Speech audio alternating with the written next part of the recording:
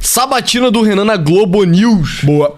Cara, a gente não ia fazer esse vídeo, mas eu achei antológico a performance do Renan. Antológico? Eu achei a entrevista extremamente dura, meio sequelada até, na minha opinião. Mas, cara, achei a performance do Renan muito importante. A gente vai reagir aos melhores momentos, que é o começo da entrevista. Foi, acho que, o maior shit test até agora. Provavelmente vai ser até o fim da campanha, tá? Eu não acho. Esse é um modelo novo que a Globo tá inaugurando. O programa Natuzaneri e a Andréa Sadi estão com muita moral, né? E aí estão inaugurando esse modelo novo de sabatina. Antigamente isso era feito apenas no Jornal Nacional, então é tipo um produto acima. Então a ideia é que seja uma inquisição espanhola Da Long House, né? Da Long House a candidatos. Eu não... juro por Deus, o Renan foi o protótipo da coisa. Se eu fosse o Zema e o Caiado, que vão agora nos 2 dias conseguintes, né? Eu estaria muito preocupado. E se eu fosse o Flávio, eu só não iria. Então, ele não tem data anunciada, então acho que foi brifado antes. Mas, porque as relações dele com a Globo News estão bem difíceis, né? Por conta do Vorkari, etc. Mas enfim, vamos lá. Muito boa tarde, bem-vinda à série de entrevistas da Globo News e do G1 com os candidatos à presidência da República. Foram convidados os 5 mais bem colocados na última pesquisa da Datafolha e pela sequência definida em sorteio, a gente recebe hoje Renan Santos, do Missão. Amanhã nós vamos receber Romeu Zema, do Novo. Na sexta-feira, Ronaldo Caiado, do PSD. Flávio Bolsonaro, do PL, é o convidado da próxima segunda-feira. O presidente Lula, do PT, não Ah, e Flávio falou segunda-feira então, hein? Vamos ver. aceitou o convite. A Globo Caralho, o Lula não aceitou. Filha da puta. News e o G1 transmitem ao vivo esta série de entrevistas especiais e conjuntas. A entrevista terá 1h30 de duração, contada a partir de agora. Candidato Renan Santos, é um prazer recebê-lo aqui. Prazer é todo meu, uma honra estar com vocês. Prazer muito especial mesmo, assim. É um momento de... O Renan tava todo feliz no começo. Cara, ele tá bem nervoso antes. realização para os meninos e todas as pessoas que ajudaram a coletar as garotas na chuva, no sol, para ter esse partido político e eu estar nesse momento representando eles. Então, espero responder bem as perguntas de vocês. Candidato, queria começar perguntando das propostas desse plano de governo que o senhor já entregou ao TSE. Tem uma série ali de informações, de planejamento. O senhor fala na PEC da regra fiscal, da nova regra fiscal, mudança na lei penal, mudanças ali em programas sociais. Mas o senhor se coloca como um candidato antissistema. Acompanho muito as falas do senhor, você já falou... Começou light. Já chamou o Centrão de vagabundo, de parasita. E o senhor sabe exatamente como funciona uma PEC. Né? Assim, precisa de apoio, precisa de muito voto. Como que o senhor pretende fazer isso? Sadi, eu aceito a alcunha do antissistema no sentido de que eu não... Esse é um ponto, cara, que eu vi algumas pessoas comentando com o Renan que a relação dele com a terminologia antissistema. Por um lado, eu acho que é eleitoralmente positivo que ele aceite a alcunha. Né? Então, muitas pessoas, às vésperas da eleição, vão procurar um candidato antissistema. Fato, isso é fato. Agora, o Renan tem caráter, ele é um homem de personalidade antissistema. Ele é um cara profundamente disruptivo, não quer compor, ele quer quebrar a coisa, ou ele quer superar a coisa de uma forma abrupta ou violenta. Não, essa não é a personalidade do Renan e não é a trajetória do Renan. Então a resposta que ele deu em entrevistas pregressas, ele só rejeitou o termo. Eu acho que é renunciando um pouco do potencial eleitoral dele. Nessa ele deu uma resposta bittersweet, tá testando essa resposta. Eu acho interessante que essa entrevista ela é toda marcada por o contraponto entre o que seria populista, o que seria popular para as massas e o que não... E o que seria popular entre meio que as elites, de certa forma. Que o Globo News representa um pouco isso. Apesar do Globo News ter uma audiência ampla demais pra falar que só nego de elite assiste Globo News. Mas o que rola aí é particularmente importante.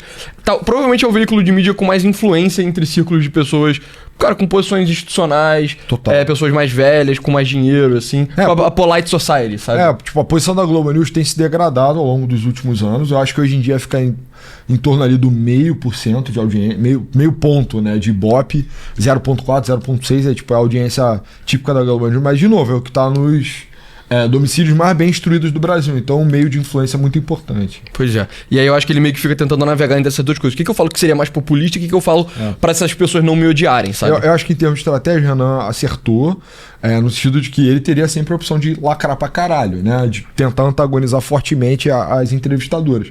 Mas acho que o gabarito aí era ser percebido como tipo de FHC, entendeu? Participo do grande jogo e seus vícios. Mas eu entendo o funcionamento da fábrica de salsichas, que é o Congresso Nacional. Durante o impeachment de Dilma Rousseff, eu organizei manifestações de rua e eu participei do próprio comitê do impeachment. A gente tem parlamentares no Congresso que aprovam projetos, mesmo sendo oposição aos governos. O caso do Kim é mais emblemático, ele foi oposição ao governo Bolsonaro e aprovava projetos e relatorias. E mesma coisa agora no governo do Lula, em que ele também é oposição. Existe um momento de você, assim como existe um momento de eu ser o Renan militante do MBL, existe um momento de eu ser o Renan o presidente no partido Missão.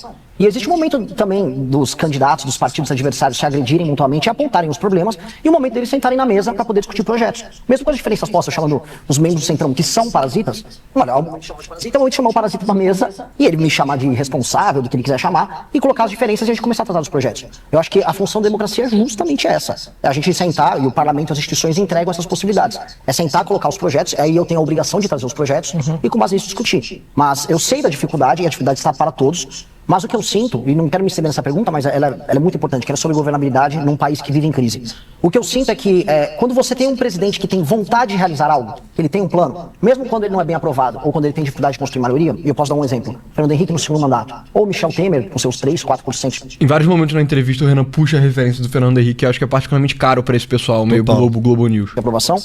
Quando você tem agenda, você mesmo assim consegue compor. E aí governos que não têm agenda, e aí a gente pode pegar o governo do Bolsonaro, que ele chegou lá sem meio que saber o que ia fazer. E em grande medida o governo Lula, que não tinha muito a propor, eles passam meio que andando de lado. Então a ambição é querer fazer algo e lutar para realizar. Um ponto bastante relevante da sua proposta é a aprovação de uma proposta de emenda à Constituição, antes mesmo da sua posse, caso o senhor se eleja.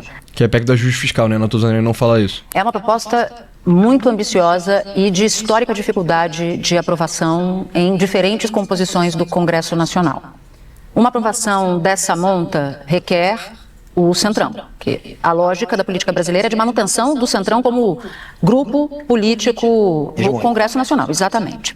Mas aí eu quero ver qual é a viabilidade de passar essa proposta ambiciosa. E aí, com base no que o senhor já disse em outros momentos, ou cerca de 1 ano e meio atrás, o senhor já disse o seguinte: o Centrão é o verdadeiro inimigo. Mas esse não é nem o ponto, porque o senhor já respondeu para a Sadia o que o senhor pensa do Centrão. O ponto é que, numa fala de 1 ano e meio atrás, o senhor reconheceu a dificuldade de passar reformas de peso, dizendo basicamente o seguinte: toda reforma no Brasil tem que ser minorada, ou seja, ela precisa ser desidratada para poder passar, para acomodar os interesses do Centrão. No fim do dia, é uma máquina viciada que impede o presidente de governar. Os cortes todos não me parecem possíveis sem uma gigantesca reforma constitucional. Visto que eles não vão mudar as regras do jogo que os beneficiam, eu lhe pergunto: como é que o senhor vai fazer para aprovar uma PEC que mexe em tudo, a gente vai tratar disso mais na frente, mexe em tudo, de benefício social a tantos outros pontos, com esse Centrão?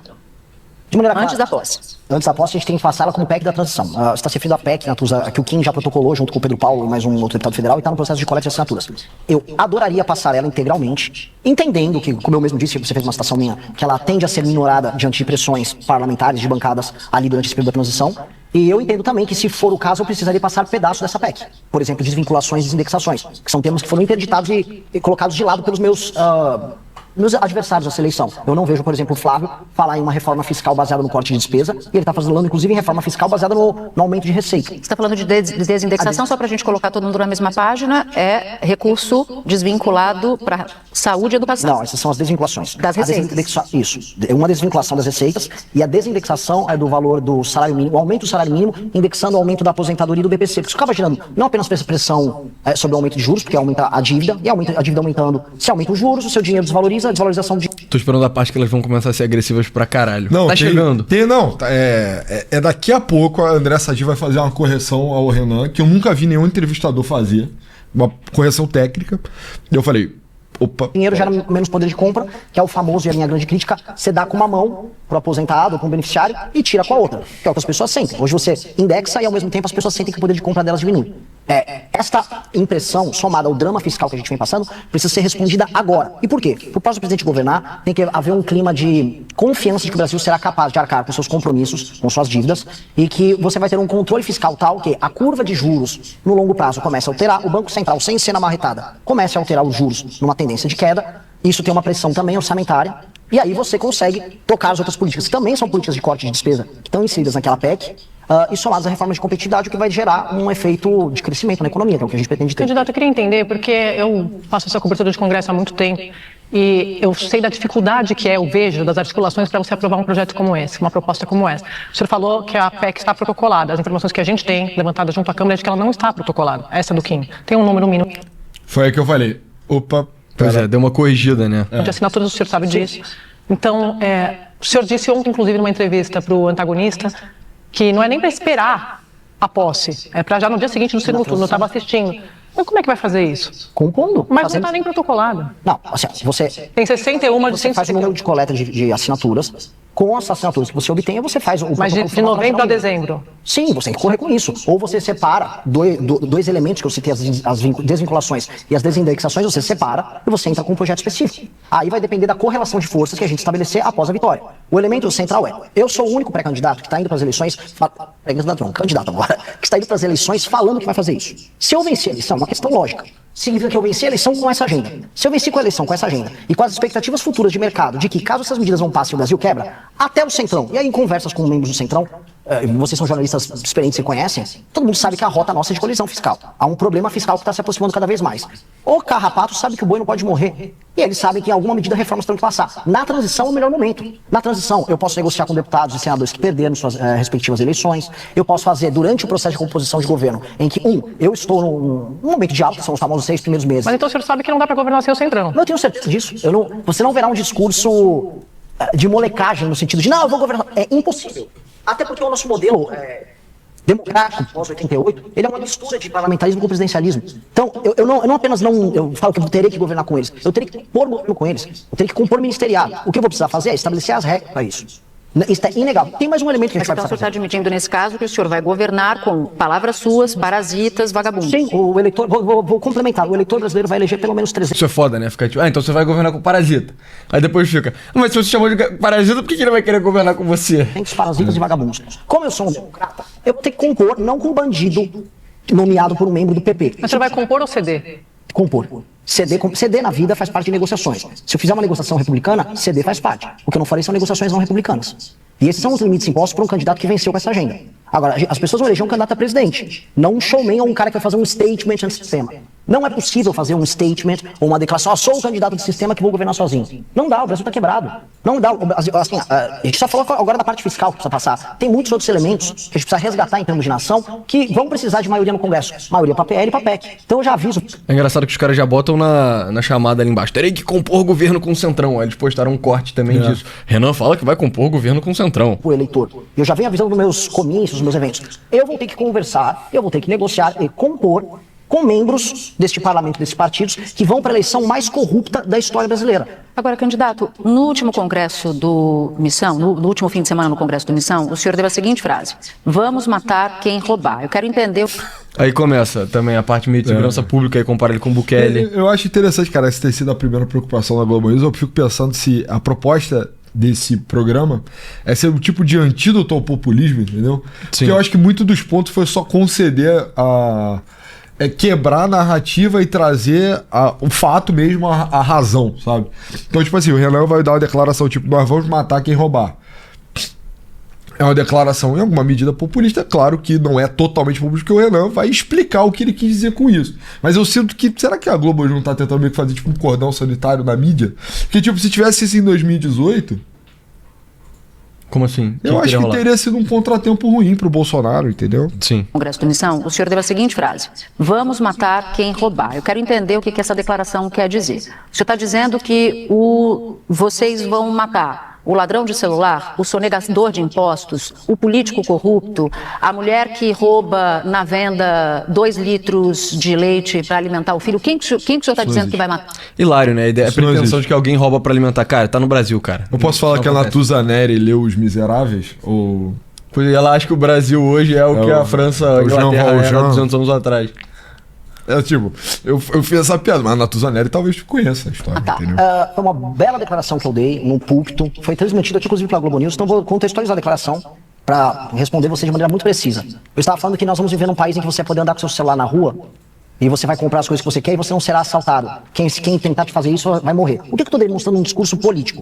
Que se você estiver diante de um assalto à mão armada, que é o grande problema que gera medo das pessoas na rua, São Paulo, a taxa de homicídio a cada 100 mil habitantes no meu estado, que é São Paulo, diminuiu bastante. Já São Paulo vai ultrapassar uma taxa menor que a dos Estados Unidos da América, em termos de homicídios a cada 100 mil habitantes. Entretanto, todo mundo fica inseguro em andar em São Paulo. É o assalto à mão armada. O assalto à mão armada, hoje um policial em São Paulo, não São Paulo, no Brasil, ele tem a possibilidade de legítima defesa de terceiros. Que é, se alguém está assaltando você à mão armada, ele poder agir de maneira armada.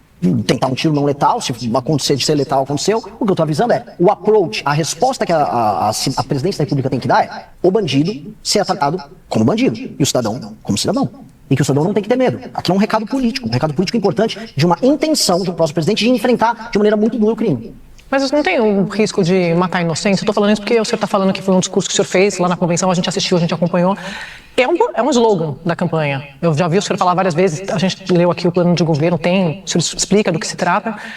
Teve até bichinho de pelúcia sendo vendido ali com essa frase, então... Isso é bem engraçado, né? Vender um bicho fofinho, tipo, pro meu bebê aqui ficar, agarradinho. É uma onça escrito prendeu, matou. Então, o senhor usa muito isso, né? É uma marca da campanha. O senhor não teme abusos em nome do senhor, como líder do grupo, usando esse slogan? Não temos. A gente já vive numa sociedade do abuso, primeiro. A gente vive numa sociedade em que o abuso e a violação de direitos humanos se tornou regra.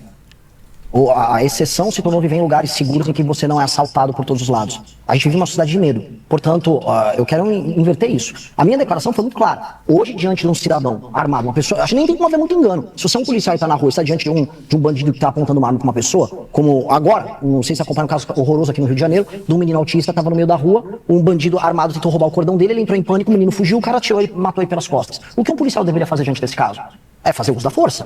O uso da força, nesse sentido, ele tem que ser apoiado pelo Estado, suportado pelo Estado. A autoridade policial tem que ser respeitada e dignificada nesse sentido. Isso não significa que o abuso ele tem que ser acobertado ou achar que as consequências do abuso são meros números. Não. Mas isso é diferente de matar como política de Estado, né? O que o policial pode fazer no momento de uma ocorrência como essa, está permitido. Sim, né? Constitucional. Agora, o que eu entendo quando o senhor fala, vamos matar, que isso vai ser uma política de Estado. Aí é uma confusão, Latus, desculpa interromper, entre um slogan e uma prática. Eu não vou permitir que policiais fiquem andando atirando a esmo, isso nem existe. Agora, a ideia própria de que o Estado ele vai iniciar sua luta para fazer um enfrentamento total ao crime, respeitando preceitos constitucionais, me parece meio óbvio. As pessoas não entendem dessa maneira. Mas então, deixa eu só ver se eu entendi, tá?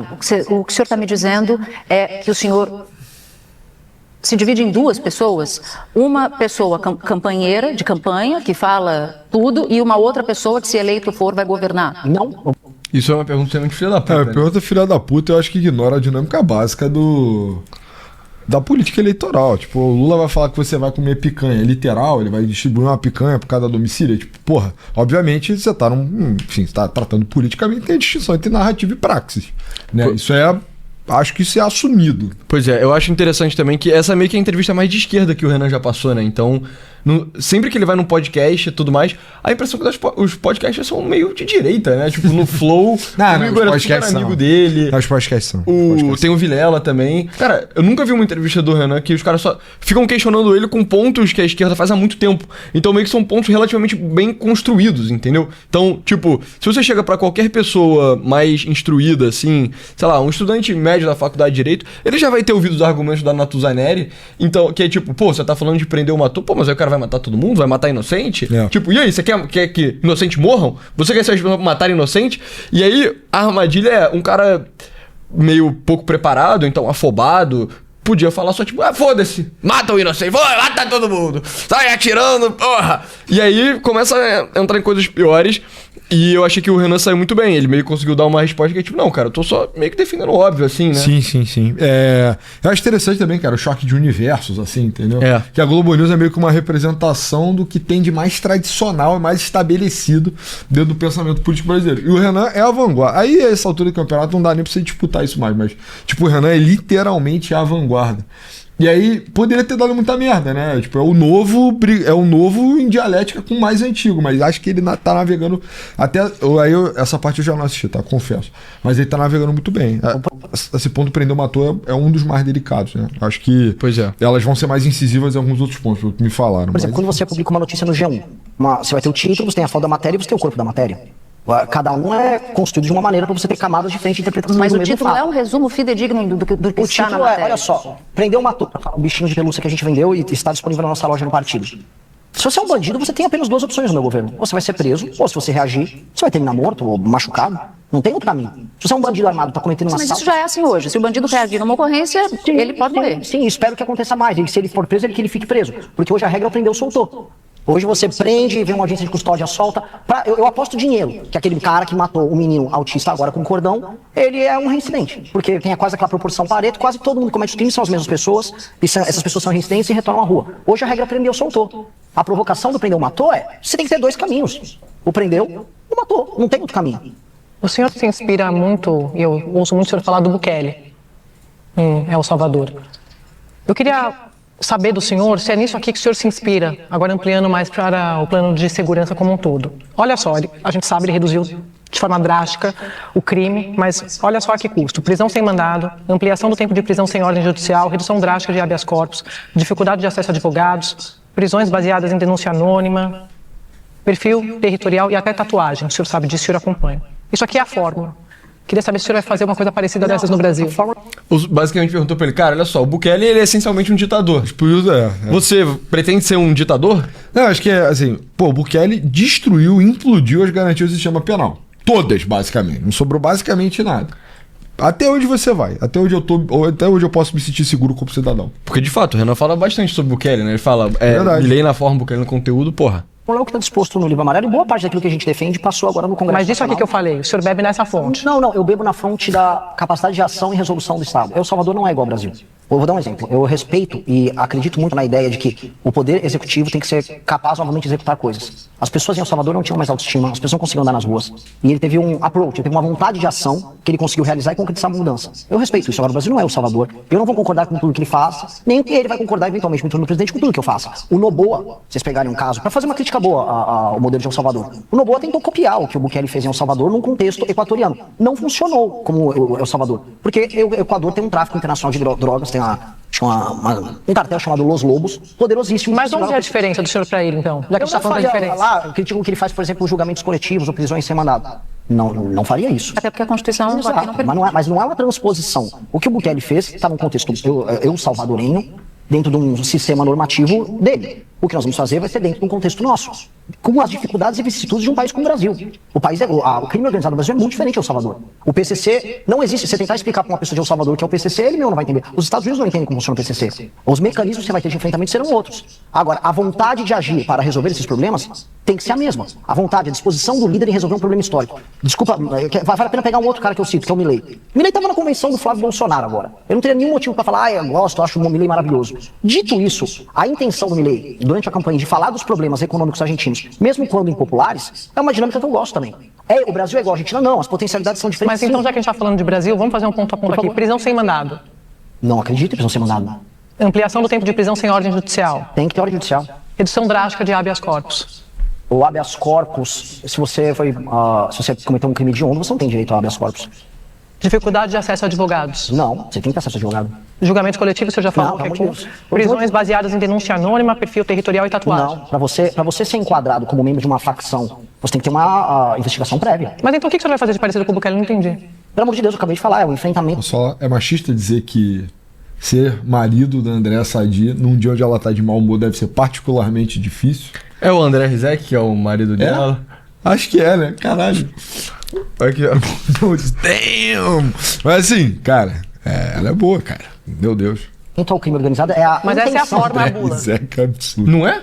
Pior que é. Se essa é a bula... Não, a bula dele pode ter esses elementos. A construção de grandes presídios, a ideia de que você vai tratar a facção criminosa como um ente anômalo dentro da sua sociedade. E aí você vai ampliar a capacidade de ação do Estado. Por exemplo, ele criou um estado de exceção. O estado de exceção... Eu quero dar, só pra gente entrar nisso, mas antes... É a resposta para ela. Não, mas é porque eu vou complementar e você vai ter chance de dar a resposta para as duas. São muitos vídeos, muitas falas. Isso eu acho uma coisa meio sem sentido, cara. Tipo, você faz uma pergunta e tá respondendo, você vai e faz outra pergunta. Porra. É pra fuder o caba, pô. Fala pra suas quebrar as pernas dele. E o senhor parece ter muito mais inspiração, se inspirar muito mais no Bukele do que o senhor está descrevendo agora. E aqui, de novo, acho que vale a pena dizer como o Bukele conseguiu essa fórmula, como ele chegou à implantação dessa... Que é isso, né? Além do Bukele ter relativizado as garantias do direito penal, ele também relativizou o processo legislativo também, né? Total, a fórmula. Ele demitiu todos os ministros da Corte Constitucional. Ele aposentou compulsoriamente 1/3 dos juízes. Hoje ele controla o Congresso de lá, a Assembleia. A imprensa não é livre. Muitos jornalistas tiveram que sair do país para não serem presos. Basicamente, em outras palavras, não há democracia por lá. E no seu plano de governo, o senhor deixa muito claro que o senhor vai combater o crime fazendo decretos sucessivos de estado de defesa e que essa é a sua IGLO, que essa é a sua fórmula. O senhor, em nome do seu combate, do seu plano de combate à criminalidade, está disposto a o custo de um regime autoritário ou de atropelar o Supremo Tribunal Federal se ele viesse colocar contra as suas medidas, por exemplo? Não. Então, Acho que a pergunta tá mais difícil antes dessa última frase. Ela deixou a pergunta mais fácil. sim, tipo, é óbvio que o Renan deveria responder não, né? Mas o problema é se você responder não de uma forma muito retardada, fica, beleza. Mas e aí? Mas o que você tem a ver com o Bukele? Por que você fala disso? Você vai ou não vai, meu irmão? Você tá mentindo ou não tá? Só cheiro de Bukele, né? Sabor Bukele, mano.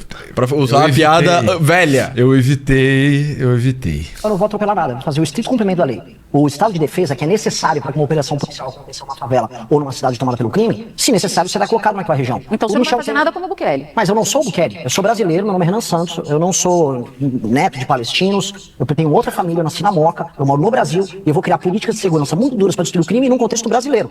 Não adianta achar que é uma regra de 3. Porque senão eu vou falar o seguinte, olha, um país que ganhou uma ditadura foi a Venezuela e um dos momentos para a criação da ditadura foi o senhor Hugo Chávez crescer a economia de maneira artificial e aplicar políticas sociais. Isso significa que se eu aplicar políticas sociais e crescer o país economicamente eu vou virar um ditador? Não.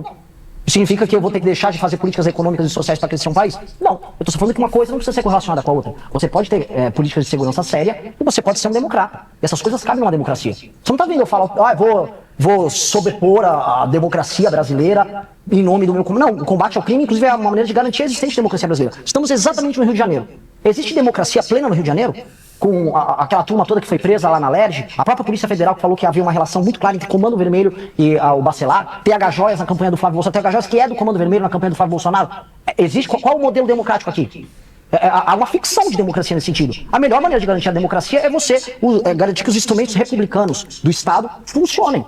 Senão você não tem nada. Eu fui para uma cidade no Ceará que chama Santa Quitéria. Essa cidade foi tomada pelo Comando Vermelho. O prefeito ganhou a eleição usando o Comando Vermelho. Ele importou aqui no Rio de Janeiro um monte de bandidos. Da cidade dos bairros abandonados, não é isso? Não. Isso é Uraponga.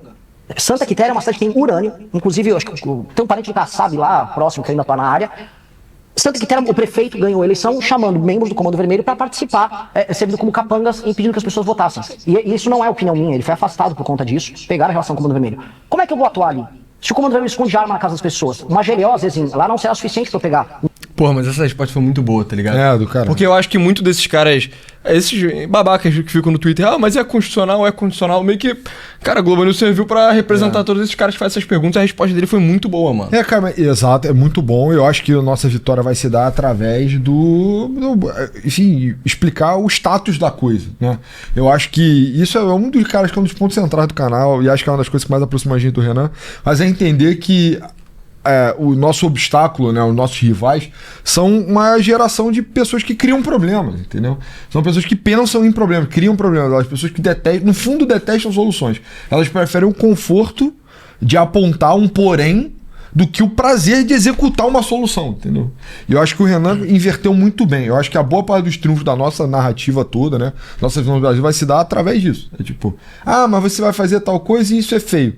Tá, mas se eu resolver essa porra vai ser lindo, entendeu? Exato. E os métodos pelo qual eu vou resolver isso, pode ficar tranquilo, eu não sou o Bolsonaro, eu não vou dar um golpe militar, não vou fazer nada disso. Vai ser tudo seguindo a lei, cara. Exato, só que tipo, cara, você não tem noção do quanto a coisa é grave. Você não consegue perceber. Eu conheço, você não conhece, entendeu? Eu acho que isso não só gera autoridade também, entendeu? Pois é. Então, tipo, foi a primeira vez que a Andréa Sadi ouviu a palavra Uiraponga. Um bandido que se esconde na casa de alguém. Você precisa de um instrumento do estado de defesa. Mas o senhor fala desses sucessivos decretos de estado de defesa... Pontuais em locais diferentes. Eu sei, mas como é que garante, o senhor sabe, suspende direitos? A gente vai atuar... Como é que garante que o morador, que não tem nada a ver com crime, não vai ter os direitos suspensos? O morador já não tem direito nenhum. Aí acreditar numa ficção de que aquele morador de uma favela ou de uma cidade... Caralho, que resposta maravilhosa. Puta que pariu. De tomada pelo crime organizado, ele é um titular de direitos. Ele tem direitos nominais. O direito que está na Constituição é nominal para ele. Aquela pessoa nunca viu um direito. A vida, a liberdade, a propriedade, direitos humanos de primeira geração, a gente aprende no primeiro ano de faculdade de direito. A pessoa dispõe disso, uma favela. Se eu pegar, chama vocês pra gente andar agora num complexo... Tô falando de prisões sem mandado, o senhor sabe disso, o senhor fez... Não. Prisões... Não sair prendendo moradores aleatórios. Mas se suspender direitos... Eu tô perguntando como é que garante que isso não vai acontecer. De acordo com a lógica do próprio direito que a gente está aplicando, aqui não é nem a gente que está querendo, porque já passou essa legislação das facções. Você determinar que a pessoa é membro de uma facção criminosa, é essa pessoa que vai ser alvo de uma operação policial. Não, mas aí a gente está falando de decreto de estado de defesa. O decreto de estado de defesa é para você fazer operações e nestas operações, você buscar os seus instrumentos de Estado para buscar os bandidos. Se você é uma dona de casa que teve sua casa, por exemplo, invadida, para dar um caso concreto que acontece aqui no Rio de Janeiro, conversando com membros do BOP, eles explicando as dificuldades, e porque é o próprio BOP que é favorável a isso. Se você é um morador de uma dona de casa, que aí vem o bandido e ele se esconde na sua casa e coloca armas na sua casa, eu preciso entrar na sua casa para retirar ele. Agora, você não vai ser retirado. A investigação que levou o Estado a saber, este aqui é um membro do Comando Vermelho que está operando nessa favela, não necessariamente vai buscar você simplesmente porque sim. Apenas a polícia tem mais meios de ação para poder buscar ele. E eu queria entender como é que isso vai se dar. Pra mim, essa entrevista é meio que uma aula de como defender o Renan contra pontos esquerdistas bem feitos, sabe? Porque tem um ponto esquerdista retardado que é, você é fascista. Tipo, porra, isso aí é retardado, já tá ligado? Já. Agora, mano, tem esquerdistas que são razoavelmente inteligentes e a visão de mundo deles é completamente errada. Mas a visão meio que estamental, burocrática deles, bem ou mal, é certa. Mas tem uma lógica interna, né? Tem uma lógica interna. Tem um sistema mental, né? Aí é como você entra nisso. Porque no seu plano de governo, o senhor vai cuidar da segurança pública por meio desses institutos, o Estado de Defesa e a GLO. Posso, claro, complementar? Esses são os instrumentos excepcionais para eu vencer a guerra contra eles. Eu quero viver um país de normalidade. Eu não quero precisar de fazer nada, eu quero fazer o que for meramente necessário para recuperar os territórios. Ok, entendi. Agora, como é que o senhor vai fazer isso em 2 meses? Porque no caso de Estado de Defesa, o senhor tem um limite de 60 dias. O senhor sabe disso? Sim. Tem um limite de 60 dias. Está 30 dias sim. E mais 30 dias. O que eu entendo e quero saber do senhor é o seguinte: ou o senhor vai resolver a criminalidade por meio do Estado de Defesa em 60 dias, ou o senhor vai atropelar a Constituição. Não, porque não é assim que é feito o enfrentamento. Você tem 2 modelos de enfrentamento ao crime organizado. Você tem 2 operações de crime organizado no Brasil. Uma é a operação do Comando Vermelho, que é uma operação territorial. Ela é uma operação muito similar a quem é o Salvador, que é a ocupação de território e atividades econômicas ilegais que acontecem naquele território. Essa é uma operação mais fácil que o Estado de Defesa debela ela de maneira mais intensa. Eu consigo pegar todos os grandes nódulos das regiões em que eles têm boa parte do faturamento, e em um período de tempo menor eu consigo tocar as operações. Isso é um excelente ponto, porque o Estado de Defesa ele é localizado. Então, tipo, se você fizer Estado de Defesa na Rocinha, cara, você tem 60 dias, bem ou mal, pra resolver a Rocinha, e depois que você for resolver o Morro do Alemão é outro Estado de Defesa, entendeu? Então... fazer isso. A do PCC é diferente. A do PCC é o que eu chamo de operação vertical, porque a infiltração deles é institucional. É o que torna um país um narco-estado. É mais parecido com Colômbia, como houve problema com eles, é parecido com o México. Na infiltração vertical, olha só o trabalho de articulação do Estado que você tem que ter. Você tem que ter um trabalho de inteligência COAF, você tem que ter um trabalho de divulgação da Polícia Federal, você vai ter que detectar dinheiro que entra e sai, você vai ter que fazer compromisso de cooperação com outras nações. Por exemplo, Holanda. Eu encontrei o embaixador da Holanda. Encontrei, não sei se é um corpo diplomático holandês, reclamando, olha, a droga vai parar no porto de Roterdã, porque o PCC exporta a droga, sai de São Paulo e vai para Roterdã. Então eu tenho que falar com outras nações. Eu tenho que ir com a Bolívia lá na fronteira evitar a entrada da droga, e eu tenho que ter a Marinha atuando lá no rio Amazonas, na bacia amazônica, para evitar a entrada de droga por via fluvial. Eu tenho que ir no Porto de Santos, eventualmente fazer lá no Porto uma intervenção, porque a droga é escoada por lá. Eu tenho que recuperar o território da Baixada Santista. Eu estou fazendo compromisso com polícias de estados diferentes, o uso de forças armadas, tanto a aeronáutica quanto a marinha, em áreas diferentes, a atuação da nossa força diplomática em áreas diferentes. Eu estou falando de uma atuação hiper coordenada com diferentes órgãos do governo, inclusive com outras nações. Então, o que eu quero dizer, desculpa Sadi, é que é muito complexo. Então, cada remédio para cada área é diferente. Agora, o Estado de Defesa, ele representa a resposta para a reocupação de algo que é constitucional, que é o controle do nosso próprio território. Agora, eu preciso retomar o meu território. Viver a desculpa, Sadi, mas 5 segundinhos. Eu já passo a bola. Não é o mal de cara que faz live, eu gosto de falar. Se eu não recuperar o território, eu não estou cumprindo eu estou prevaricando como presidente. Eu preciso recuperar o território, senão o Brasil não é um país. Agora, candidato, como é que vai fechar essa conta? O senhor falou dos superpresídios, tá? Isso é uma parada retardada. Como vai construir superpresídio é muito óbvio. Presídio é barato pra caralho, brother. Porra. Eu não consigo entender também, honestamente. Eu acho que o custo de manter um presidiário é relativamente alto. Mas o custo de construir um presídio é bem razoável, né? Pois é. Aí fazem umas perguntas sobre feminicídio aqui que eu acho que dá pra pular. Apesar de ser um momento tenso, né? Mas, porra, cara, sinceramente, eu conheço assim, meu público. Vocês já estão mais do que vacinados. Segundo esses dados do TSE. Isso se reflete. Peraí. Julho agora, de 2026, mostram que o Missão tinha mais de 90% de filiados homens e menos de 10%. Isso é loucura, né? O Novos Clássicos Show é mais masculino que o público da Missão. Mas, cara, 90% pra um partido é insano, cara. Caralho, brother. Eu não sabia disso. É realmente muito masculino. Meio estranho. Crazy! De filiadas mulheres. As mulheres são maioria do eleitorado. O que da sua mensagem não está chegando ao eleitorado feminino? Por que não está chegando segundo esses dados do TSE? Isso se reflete em algum grau na nossa militância também. Isso reflete em algum grau na direita jovem, não só no Brasil como no mundo. A direita jovem costuma ser mais masculina, assim como a esquerda jovem tende a ser mais feminina. Isso não é nem opinião minha, isso são estudos internacionais que mostram isso. É natural da dinâmica das redes sociais. Conforme as idades avançam, meu grupo é muito jovem. Quando eu vou pegando, por exemplo, a distribuição de mulheres mais velhas e homens mais velhos que nos apoiam, já é mais equânime. Existe uma questão de militância jovem, que são as pessoas que se filiam, é um militante mais quente. É óbvio que eu não fico feliz com isso, porque eleitoralmente, inclusive, não faz sentido, é ruim pra gente. É ruim pra criar candidatos. Agora, dentro do nosso universo, a gente precisa entender, ser uma mulher candidata é muito difícil.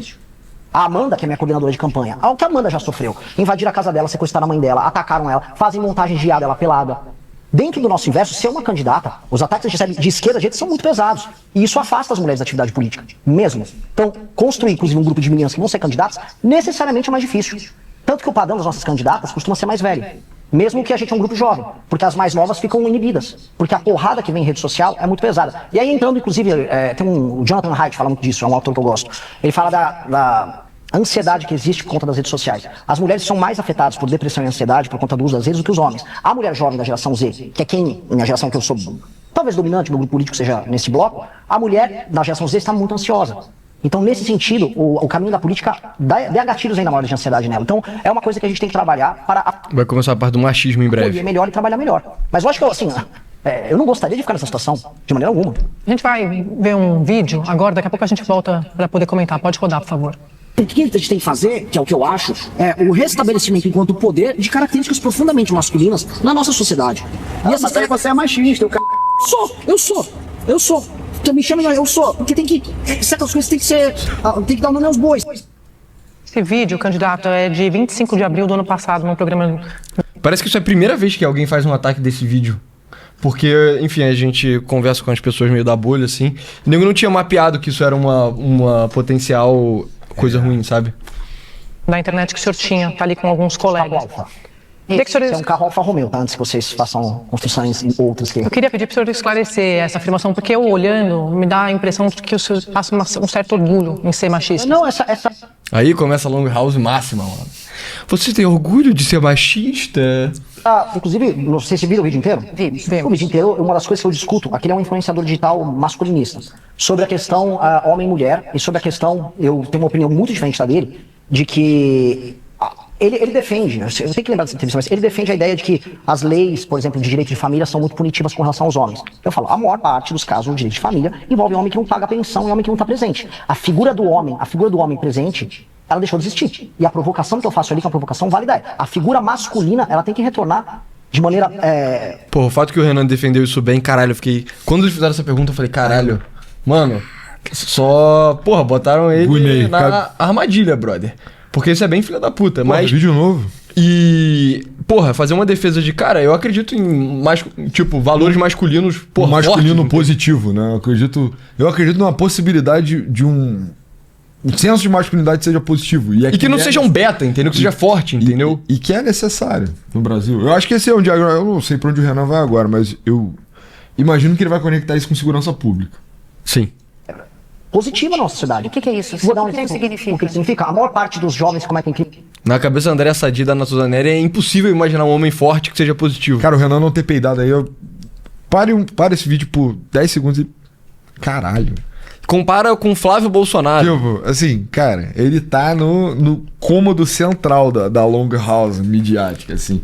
E ele não peidou, ele nem piscou, entendeu? Ele riu quando tocou o vídeo. Crimes no Brasil não tem a figura masculina por perto. Eu quero até entrar em... Cara, mas deixa eu te complementar. O estudo da GV de 2007 mostra que os meninos que vão parar na FEBEM e os meninos que cometem crime, em 80% dos casos, eles não têm a figura paterna. A ausência da figura masculina tem uma correlação mais forte do que o índice Gini, que é o índice de desigualdade, para o cometimento de crime. O que eu quero dizer, a figura do bom pai, do bom avô, do bom homem de referência, faz falta para, inclusive, para menino e para menino, mas especialmente para menino. E essa figura tem que ser construída. E aí entra um grave problema que está pegando a sociedade brasileira como um todo. Nós estamos vivendo uma sociedade de famílias desconstruídas, da figura masculina moída. Mas o senhor se coloca como um homem machista? Não, ali é uma provocação, você tem que saber o momento da provocação. Não, o senhor disse, acabou de mostrar. O senhor estava bastante à vontade aí. E no vídeo todo, são raros os momentos em que o senhor de fato discorda Mas você viu esse momento? Eu vi todos os viu momentos. todos. Perfeito. Então, Eu só queria, só para concluir, porque se conecta com o que o senhor estava dizendo. O senhor também disse, aqui é uma aspa sua, tá, candidato? A ausência de presença masculina é um dos maiores elementos constitutivos de um jovem que comete um crime. Ele não tem exemplo, ele não tem limite, ele não tem estruturação. A gente está falando de um país em que metade dos lares brasileiros chefiados por mulheres, e não significa que não haja a figura masculina nesses lares, tá? Isso é diferente de mãe solo. O senhor está culpando as mulheres pela criminalidade? Tá culpando os homens, né, mano, que abandonaram. Isso é uma pergunta que não faz nem sentido. Caralho, mas isso aí foi meio gorjas, né? Tipo, porra, isso foi sofístico pra caralho, assim, extremamente malicioso. É isso? Não, eu queria entender. O maior culpado é o homem. E isso se relaciona com essa fala. Não, é porque quando não tem homem, o lar fica desestruturado e a mulher vai educar o criminoso. E por isso que as famílias que são biparentais, têm o pai e a mãe, elas são mais funcionais. A família monoparental brasileira, em que o homem não paga pensão e não está presente, ela vai gerar um menino problemático. A ausência da figura paterna, isso não só no Brasil. Tem estudos nos Estados Unidos da América, o Thomas Sowell fala muito disso. A ausência da figura masculina, ela tem um efeito gerador de garotos indisciplinados que vão ter um pior desempenho escolar e que vão cometer crimes, que afetam a sociedade como um todo. Passa a impressão, candidato, mas que a eu mulher não sabe. Deixa eu só concluir, juro. Você não deixou concluir. Não, eu vou deixar o senhor concluir. É que isso passa a impressão de que o senhor não tem apreço pelo que as mulheres fazem na educação dos seus filhos. Então, isso é hilário, né? Porque eu super consigo ver eu argumentando esse ponto e uma mulher respondendo exatamente da mesma forma. Que é tipo, pô, você falou que um lar sem um homem é um lar indisciplinado. Então você tá dizendo que a mulher não consegue impor disciplina? É tipo, cara, não é que eu... o ponto a Natuzanelli faz essa pergunta porque na cabeça dela um homem e uma mulher são exatamente iguais. Então tudo que um homem consegue fazer, uma mulher consegue fazer igual e com a mesma qualidade, e o inverso também é verdade. O que é, mano, visivelmente retardado, cara. Sabe, todo mundo que teve um pai e teve uma mãe presente em casa sabe, mano, que via de regra a maioria das merdas que você faz, a sua mãe te dá um esporro. Se é um esporro que teu pai presente te dá, irmão, é porque você tá fudido, tá ligado? Que é isso, o disciplinador mor é o figura paterna. E, brother, isso não é uma parada, caraca, recente, não, mano. É assim há milhares de anos. Não, eu ia falar, cara, deve doer muito ao Renan não poder entrar em simbólica e religião comparada pra explicar isso, né? Porque claramente você tem um mínimo de noção disso, passa a se tornar tão óbvio, entendeu? Tem um mínimo de estudo sobre, sei lá, mitologia, sabe? Sim. Mitologia comparada, isso vai se tornando tão evidente, mas eu acho que a evidência anedótica já é o suficiente, entendeu? Pois é. E, de novo, eu acho que não descredita a maior parte das mães, porque, de novo, o fenômeno criminal, ele, graças a Deus, ainda é no Brasil minoritário. Então, assim, muitas das mães são capazes, sim, de ordenar um lar. Porra, isso acontece, né? Eu já vi estimativas de que, de novo, ela colocou que são famílias chefiadas por mulheres, mas eu já vi pessoas colocando que metade das famílias brasileiras são monoparentais, ou algo parecido com isso. O ponto é que, porra, em grande medida as mulheres são sim capazes de ordenar o lar e dar ao garoto ali uma vida ok, entendeu? Não tornar ele um bandido, um criminoso, mas é preciso observar que nos casos onde isso não funciona, a presença de lares monoparentais chefiados por mulheres é maior. Tipo, até aí o argumento é meramente estatístico, acho que não tem nenhuma valoração. Mas por que isso acontece? Aí a gente pode te explicar com mais calma, mas, tipo, disso tu não pode desviar, entendeu? Pois é, e não tem problema nenhum, cara. A mulher é mais associada ao cuidado, o homem é mais associado à disciplina. Quer dizer que a mulher não consegue fazer disciplina? Quer dizer que o homem não consegue fazer cuidado? Não. Mas um é melhor em certas coisas. Total. Mas é o caso pra todos? Não, brother. Mas se você vê na média, esse tipo de coisa se aplica. É disso que o Renan tá fazendo o argumento. E, porra, tem estudo empírico backing it up. Por que eu tô te dizendo isso? Isso soa como? Só o homem, se não tiver homem, e eu não tô dizendo aqui... Isso é o argumento mais longo-houseado da história. Ai, você pode estar ofendendo a mãe solo. É tipo, não, cara, eu não tô ofendendo a mãe solo, brother. Eu quero melhorar a vida da mãe solo. Ai, mas tadinha. Se a mãe solo tivesse alguém pra ajudar ela, tá ligado? Porra! Eu quero garantir que a mãe não vai ser solo. E, de novo, eu acho que é um puta culpa essa parada de mãe solo, no geral. Porque é uma condição de fragilidade, de vulnerabilidade no geral, entendeu? Do universo das mães solos. As mães solos que tomam por opção pessoal criar seus filhos sozinhos deve ser menos de 1%, cara. Pois é. Mas deve ser, assim, menos de 0,5%, cara. Entendeu? Então, não acho que tem de romantizar isso. A mãe solo típica é uma mulher abandonada por marido, pô. E que tinha expectativa de relacionamento, provavelmente. Entendeu? Que as famílias, os filhos não precisam de pais. Todo mundo precisa. Responsabilidade afetiva, responsabilidade financeira. Tudo isso aqui é dado como o céu está azul hoje, tá? Só para não ter confusão disso. O meu ponto é, quando o senhor diz isso, automaticamente passa-se a impressão de que os lares em que não existe a figura masculina são lares de filhos desestruturados. Isso não é verdade.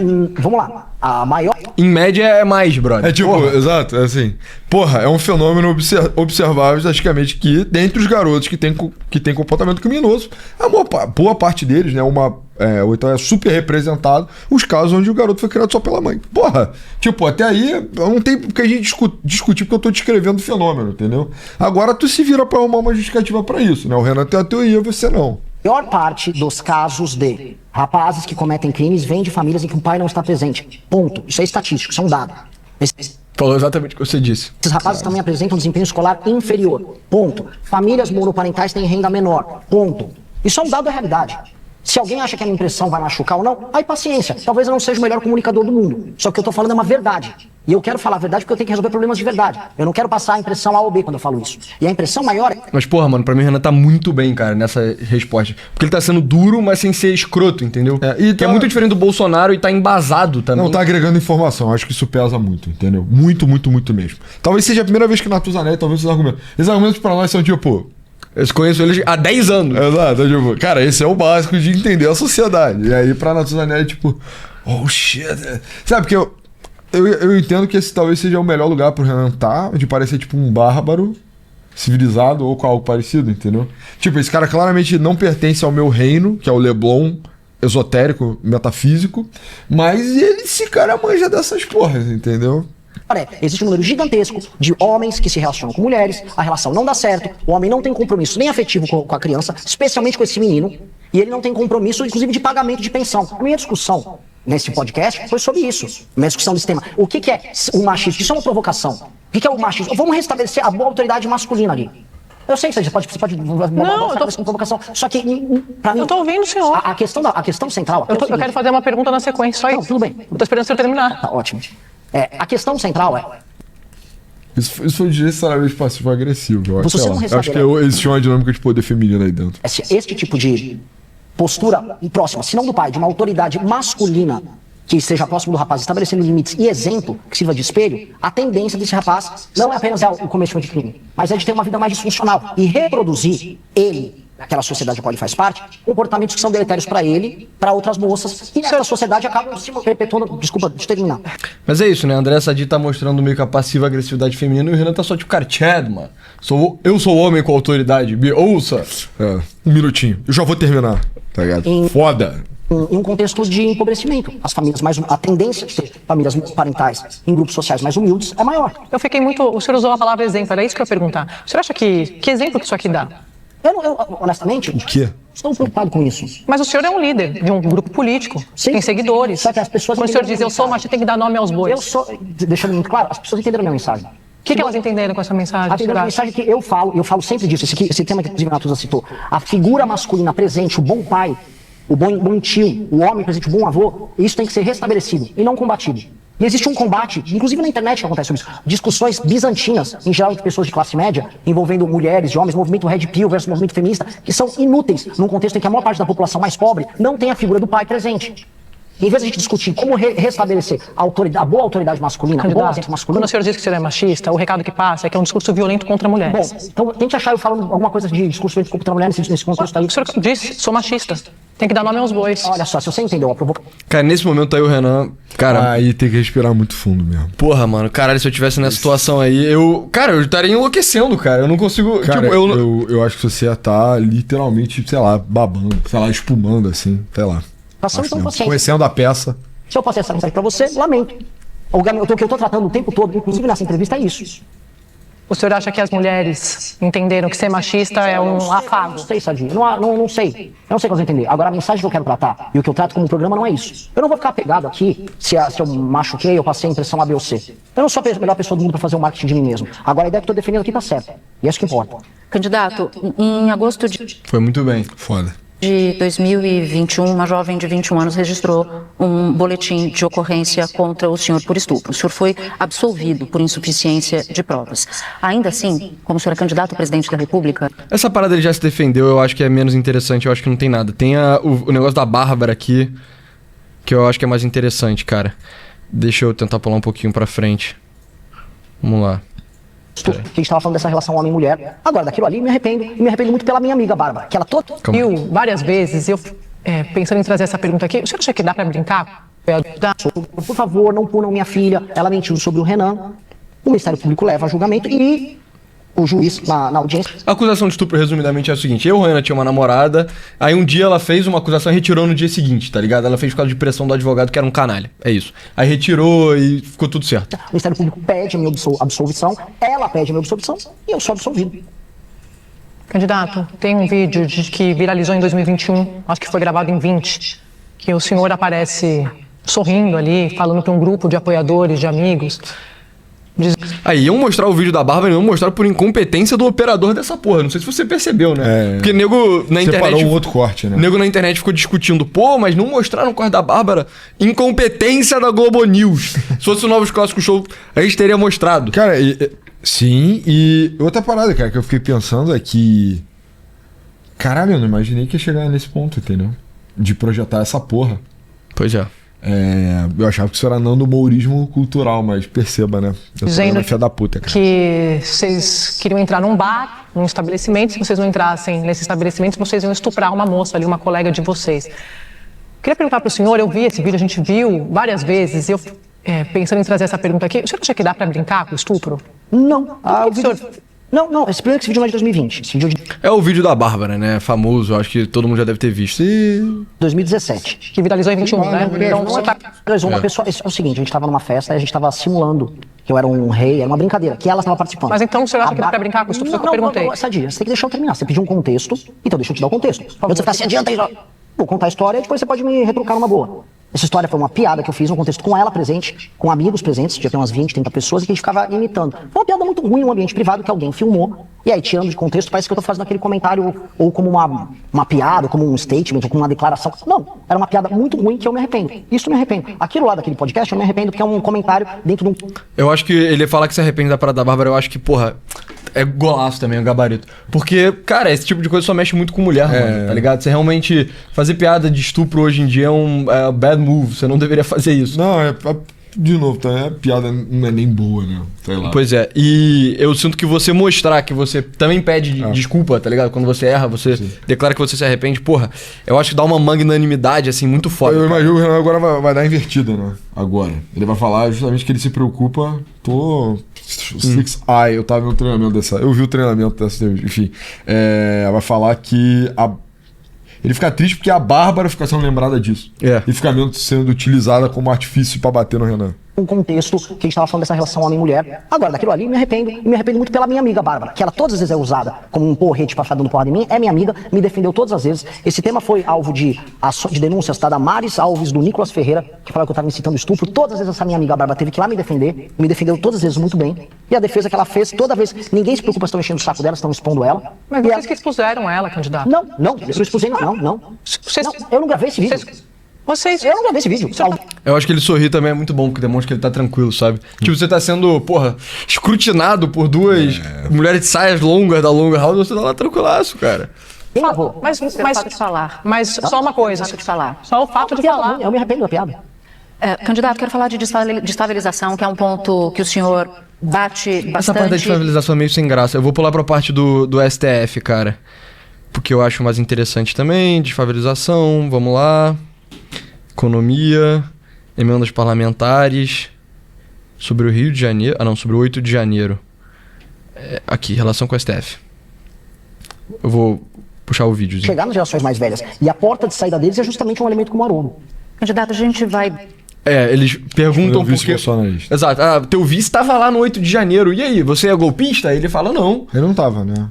Não no 8 de janeiro, ele passou pelo quartel. Ele passou pelo quartel e meio que tava apoiando. Aí ele fala justamente, não, mas ele se arrependeu disso. Não cometeu crime nenhum, né? Pois é. Dá uma olhada em mais um vídeo e em seguida a gente segue a nossa conversa. Estou no estrito cumprimento do meu dever como presidente da República e para passar o estado de defesa eu preciso do Congresso. Eu pedi, o Congresso aprovou dia 5 de janeiro de 2027. Se vier uma decisão do STF, não é que eu só não vou cumprir. Eu não vou cumprir. Eu vou apenas com as forças policiais, se precisar de auxílio das Forças Armadas, vou fazer o meu estrito cumprimento do meu dever constitucional. E aí eu pergunto, candidato, é o senhor quem vai decidir o que é ilegal ou não ilegal a partir do Supremo? Como é que o senhor Que ele falou sobre descumprir uma decisão do STF, né? avalia hoje essa declaração? O senhor mantém? Mantenho, e está certíssimo. O senhor é que diz o que é ilegal ou não? Não, a Constituição disse. Se eu cumprir o devido processo legal, numa medida ela passou no Congresso Nacional, eu cumpri todos os ritos, não pode vir uma decisão monocrática parar o estrito cumprimento da lei. Até porque eu estaria prevaricando. O presidente da República tem que cuidar do território nacional. O presidente da República e as Forças Armadas. Eu reconheço que existe uma guerra. A gente não está... Eu não acho que existe um estado de normalidade de coisas. O Brasil não está vivendo uma normalidade. Se eu sair andando aqui no Rio de Janeiro, no meio da rua, e eu andar 2, 3 quilômetros, já vou cruzar com uma favela, vou cruzar com uma área que eu não posso andar. Vou cruzar com uma área que se uma pessoa pedir um Uber, ela vai tomar porrada. Vou passar numa área controlada pelo crime. Eu não Ele não tava muito longe da Rocinha, né? O estúdio da Globo fica na Gávea, se não me engano, né? Fica. reconheço que é essa normalidade. Eu espero que Mentira, Jardim Botânico. Enfim. O STF também entenda. E para até aprofundar essa discussão, meu partido entrou com uma ação no STF tratando disso, para reconhecer o estado inconstitucional de coisas no território brasileiro, nos territórios em que estão tomados pelo crime organizado. A ação, inclusive, está nas mãos do Flávio Mas a pergunta que eu fiz foi, é o senhor quem vai... Se o Supremo Tribunal Federal, toma uma decisão que contraria os seus interesses uma vez eleito, o senhor vai... Isso é um frame extremamente filho da puta, Frame né? escroto, eu acho. Não é contra seu interesse, é contraria a lei, caralho. É, eu acho que, inclusive, cara, a Globo não tá vivendo um bom momento com o STF, que foi justamente a responsável por boa parte das denúncias mais bizarras, né? Então, pô, fala assim, pô, você é inocente a ponto de acreditar que uma decisão monocrática do Dias Toffoli replica, né, exatamente o que seria uma interpretação estritamente constitucional. Do Dias fucking Toffoli. Exato, o mesmo do Alexandre de Moraes, né? Dado que também o Globo News também deu, enfim, o vazamento do contrato da Viviane Barça. Então, tipo assim, pô, tu é sonsa, né? Aí eu acho que já antagonizaria demais, mas tu vai ter esse tipo de pensamento inocente, que as motivações do STF são puras, entendeu? Cara, e é aquilo, né? O Xandão fez decisões bizonhas, mano. A época de bloquear o Twitter, cara, teve aquela porra da multa de 50 mil reais, aquilo só era completamente retardado. Graças a Deus ele não aplicou nenhuma dessas multas, mas porra, cara, tava isso aqui de aplicar. Lembrando, eles cancelarem um indulto que o Bolsonaro deu à porra do Daniel Silveira foi... Caralho, insano, brother. Completamente insano, assim. E o Bolsonaro não teve o culhão de descumprir, entendeu? De broncar, né? Eu acho que poderia caminhar por esse sentido aí. Tipo, porra, 2026, você vai falar que constitucional é o que o STF decide. Porra. Tu não assiste jornal, não? Porra, ter jornalista não vê jornal? Caralho. Decidir que não vai cumprir? Se o Supremo Tribunal Federal tomar uma decisão ilegal, a decisão ilegal não se cumpre. Ponto. Mas ele é o guardião da Ele não é Constituição, guardião, não é, ele estava é o sem a senhor que Constituição. decide o que é legal? Não, ele estava...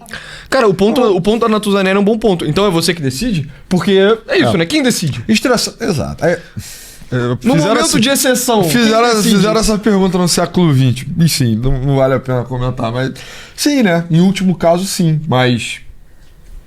Não quer dizer que é pra tudo, né? Não é o fechamento do Supremo Tribunal Federal. Renan tá colocando a prerrogativa dele de decretar o estado de defesa lá, né? Então, acho que não implica, né, na solução do STF. Né? Mas ele tá fazendo um ponto smithiano, né? Sim, eu acho que o mais foda disso tudo, o Renan não tá nem piscando, entendeu? Tipo, isso aí teria feito o Flávio cagar na calça e o Renan tá tipo... Não, o Flávio já teria morrido, cara, nesse ponto da entrevista. Ele estaria literalmente morto, brother. Cara, e eu teria tido um ataque cardíaco, você ia conseguir, mano, ver... Assim, Ele ia... meu braço, tá dormente. Eu acho que não é engraçado, me desculpa. Essa brincadeira não teve... Eu aprendi coisa do Renan. Essa brincadeira não teve graça. Infarto não é engraçado. Mas eu acho que o ponto é que... Porra, cara, o Renan tá sendo testado de verdade. Eu acho que talvez o mundo não seja justo a ponto de dar os louros dele disso. Porque eu acho que outros candidatos não conseguiram nem entrar no grau de profundidade e controvérsia, entendeu? Então, tipo, talvez hoje a gente tenha visto o maior ataque e a maior defesa. O que é triste, entendeu? Talvez o episódio do Zema de amanhã seja uma merda, no geral. Pois é. Rompendo a Constituição. E existem precedentes. É o senhor que decide isso, então? Não sou eu, é a própria Constituição. Então, eu vou te dizer que é o Alexandre de Moraes que vai decidir isso. Que é o exemplo que eu dei ali. Ou é um ministro que vai monocraticamente, sem passar pelo processo legislativo, definir se algo que teve o processo legislativo válido ou não. Não é errado isso. E é por isso que a gente está vivendo um estado completamente confuso de coisas, em que o STF se torna última instância para um processo legislativo, em que o... Se a Natuzanelli fosse melhor, ela falaria, tipo, cara, no estamento brasileiro hoje, quem decide é o STF. E aí? Não, não é você, são eles. É o Alexandre de Moraes? Sim. Tá ligado? Mas, enfim. E de novo, o Globo não tá no melhor momento, né? De relação a... Se fosse... Sei, um ano atrás, vai. Acho que ela só teria metido... Ele mesmo, ele é foda. Ele é ídolo imortal. Ele salvou a democracia e tal. Hoje já não dá mais pra meter essa, né? Daria, né? Se eu tivesse lá, eu teria feito esse ponto, foda-se. Aí ele... Se eu fosse a Natuzaneri, eu teria feito esse ponto. E aí a parada pra mim é... Aí ele vai falar, mas o Xandão é bandido. Fala, irmão, não tô falando dele ser bandido ou não ser. Tô falando de, na Constituição brasileira, como ela é hoje, quem faz a revisão constitucional é o STF. Sim. E aí, enfim, iria obrigar o Renan a fazer o ponto smithiano de uma forma mais clara, específica. Eu acho talvez até que o Renan poderia fazer uma contextualização histórica da coisa, né? Você claramente, beleza, tudo bem, em última instância você não tá certo, mas você tem um alargamento inconstitucional, enfim, das atribuições, das responsabilidades do STF. Isso foi dado por conta da omissão, da fraqueza do governo do Bolsonaro, enfim, pela fraqueza do executivo que tem se postulado. Acho que assim, tem uma argumentação maior de teoria geral do Estado que eu acho que não é tão porrada, entendeu? Mas daria pra fazer. O legislativo cuida do orçamento. A gente está vivendo num país doente. Mas o senhor vai entrar no Supremo... O senhor está criticando agora, dizendo... Sim, porque eu sou um democrata, Sadinho. Mas o Supremo é o guardião. Tá rindo. Mas o Supremo é o guardião da Constituição. O Supremo é o guardião, meu irmão. Não é de falar, né? Então, dessa Constituição, o que garante... Depende. E se ele não cumprir a Constituição? O que garante que qualquer governante possa rotular o que é ilegal ou não? Não é rotular, existe o texto da lei. Então, Vamos na Constituição. repetir. O senhor está concordando? Faltou pra Sadi e pra Natuzaneri estudarem melhor o Montesquieu e estudar Herol, o Carl Schmitt, na minha opinião, né? Eu acho que eu não podia ter invertido, entendeu? Falar a parada do Dias Toffoli, tipo, porra.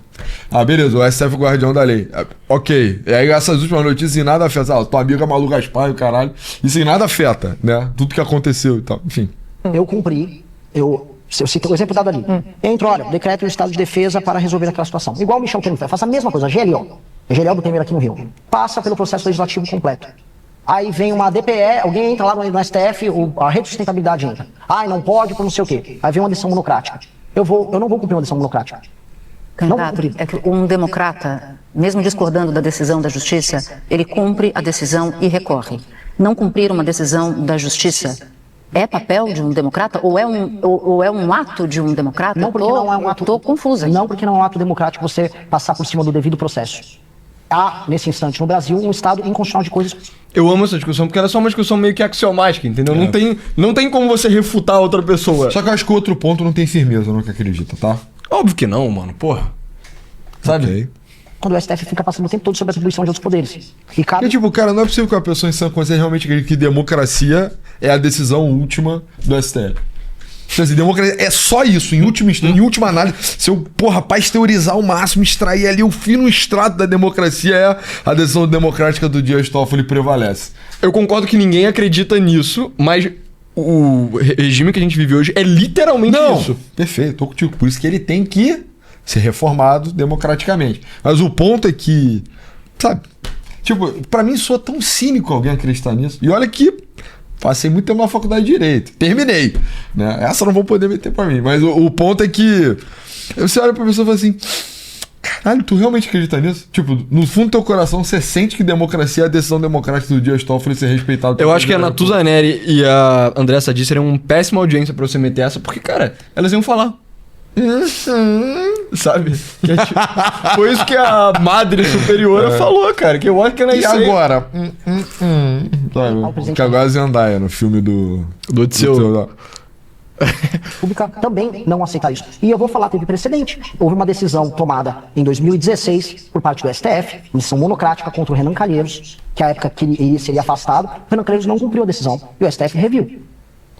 E foi um golpe de Estado, não foi? A questão toda é, quando você está invadindo as prerrogativas essenciais de um determinado poder, aquele poder pode sim surgir, não de maneira golpista, mas não acatando uma decisão que em si é ilegal.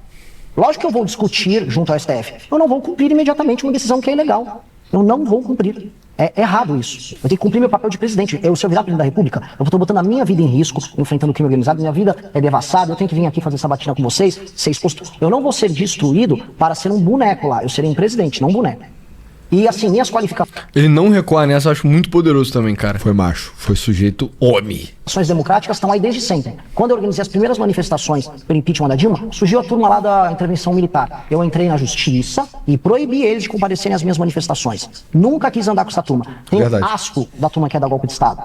E acho que as violações contra a democracia acontecem não só do Bolsonaro, acontece com o Lula comprando... Esse tipo de coisa, o boomer institucionalista ouve e fica tranquilinho. Vai falar, eu vou até tirar o sonequinho aqui. Ai, meu Deus, que bom que ele não gosta do Bolsonaro. Voto no Congresso no mensalão, acontece no Petrolão, acontece de muitas maneiras, quando um político do Centrão compra voto na base. A democracia brasileira, hoje, ela é meramente nominal em muitos termos. Ela precisa ser respeitada e o exemplo tem que se dar da parte de todos os poderes. O Estúdio I, a Sabatina Estúdio I, é tipo um Novos Clássicos Show do universo paralelo, né? Já pra pensar nisso. Se fosse, tipo, o exato... Você é André Sadi, eu sou a Natuzanelli. Inclusive do presidente da República. E esse é um recado pra todo mundo. Eu vou respeitar a tudo, mas eu vou exigir respeito. Eu não vou lá ser um boneco.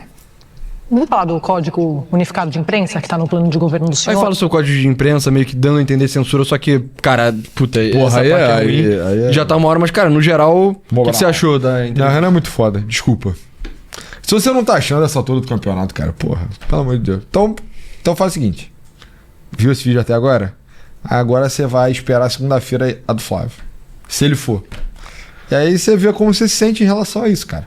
A menos que você esteja literalmente paralisado pelo seu medo do Lula. Sim. E aí você não deveria estar nessa posição, porque o medo é o inimigo da vontade, da força, da vida, cara. Mas, porra, mano, eu achei uma aula de, tipo... Foda. Da imagem dele perante grupos meio elite, centro-direita, centro-esquerda, que são meio céticos com tudo que... Ai, tem um cheiro meio que de Bolsonaro, de populismo de direita... Eu achei, caralho, mano, pra essa galera aí ele foi o melhor possível, sem sacanagem. Porque ele não abriu mão das coisas dele, então ele não ficou voltando atrás, ele defendeu o que ele realmente acredita, mas ele tranquilizou as pessoas, falou, cara, eu não vou dar um golpe, mano, fica tranquilo. Eu não sou um idiota, eu não acho que o policial tem que sair na rua, dando tiro aleatoriamente nas pessoas, cara, muito entendeu? curioso sobre essa repercussão dessa entrevista, porque isso vai atingir todas as pessoas certas, entendeu? Pois já. Na prática, pessoas que já talvez até já tenham engajado com o Renan, momento pretérito, ou até estejam engajados, mas, pô, cara, não tem como não ter saído dessa porra e falar, porra, cara, esse bicho é foda. Esse bicho é foda. Porque tomou uma artilharia pesada aí, cara. Porra, caralho, a Long House tava pica, maluco. Pois é, demonstrou inteligência também, né? Sobretudo. Também. Assim, cara, eu acho que, sem coisa. sacanagem, mano. Eu não consigo imaginar muitas pessoas que iriam melhor do que o Renan nessa porra, não, mano.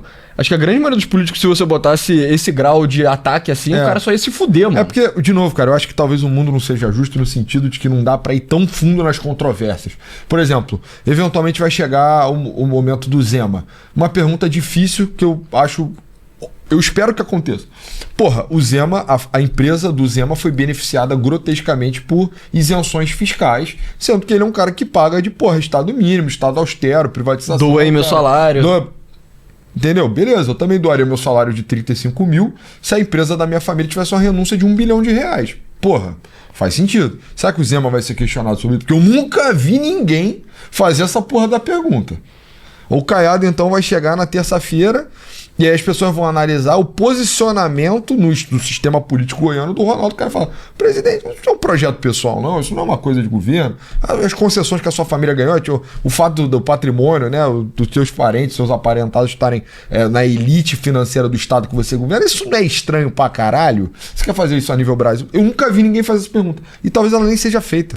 E isso faria do mundo um lugar mais injusto. Mas às vezes ele é assim, entendeu? Aí, de qualquer forma, cara, o Renan, valoroso guerreiro. De novo, outra coisa também que eu acho que tá muito... O Renan tem um QI verbal, assim, muito alto, né? Tipo, fala pra caralho, sem verborragia, com precisão, sem gaguejar. É tipo, cara, é different breed, mano. Pois é, mas, porra, no geral eu achei essa entrevista muito boa. Eu achei a mais de esquerda que ele fez até agora, então... provavelmente a mais esquerda que ele vai fazer.